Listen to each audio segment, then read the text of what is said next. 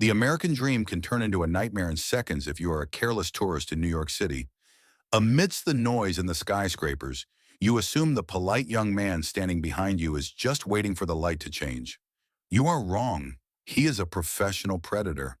This is the story of Mr. George, whose vacation money vanished in 5 seconds. And this is how he could have stopped it. It was 2 p.m. on a Tuesday. Fifth Avenue was packed. Mr. George, a retired history teacher from Ohio, was visiting the big city for the first time. He was looking up at the Empire State Building, completely enchanted, holding a subway map. He fit the profile perfectly, distracted, elderly, and slow. He walked out of a souvenir shop, counted his change, and made the fatal mistake. He shoved his thick, brown leather wallet into his back trouser pocket. It was so bulky that half of it was sticking out. In the shadows of a scaffolding tunnel, the shadow was watching. Dressed in a black hoodie and a dark coat, holding a large, rectangular black messenger bag, he locked onto George. He adjusted his cap. The hunt was on.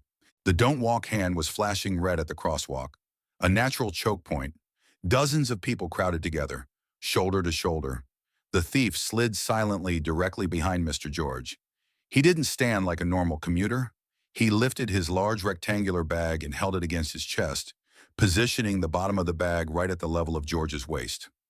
This is called the shield, or the curtain. To the cameras and people around them, he is just holding a bag. But underneath that bag, his hands are hidden. He is creating a blind spot. George felt the pressure of the crowd, but he assumed it was just rush hour traffic. He stared at the traffic light, oblivious to the invisible hand hovering inches from his money. The light turned green. The herd moved. This is the moment of chaos. As George took his first step, the thief engaged in a stumble bump.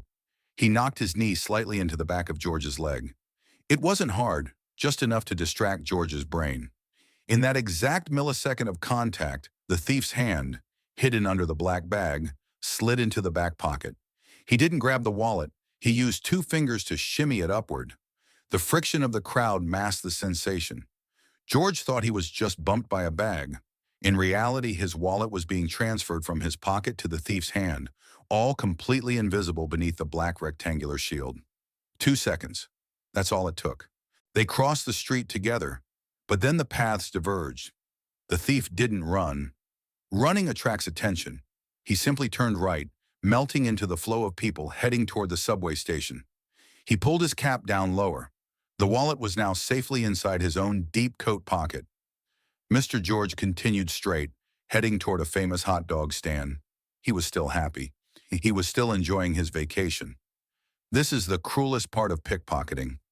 The victim walks around for minutes or even hours, feeling safe, while actually being totally vulnerable. The thief was already 3 blocks away, stripping the cash and tossing the ID cards into a trash can. 20 minutes later, George stood in line for a hot dog.